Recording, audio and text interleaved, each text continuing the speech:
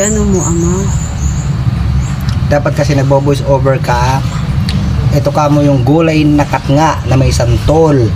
Sikat sa Bicol. Hindi, ikaw na lang mag-voice over. Ay, kaya nga sinasabi ko nga eh. Ayaw mo naman kasi eh. Ano ba sahog niyan? Tinapa, balaw, tsaka lalagyan ng maraming luya para masarap.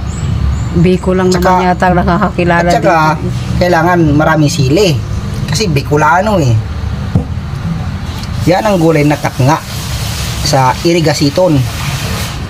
Ano na iton? Amo na iton. Ano na nga ni? Yummy, yummy. Ganyan mo kasi, oh. Ayan, nagmamantika. Nagmamantika pa yan. Oh. Gulay na katnga. Paborito ng mga Bicolano, Bicolana. Pero hindi naman lahat. Ayan. Ayan guys. Okay na.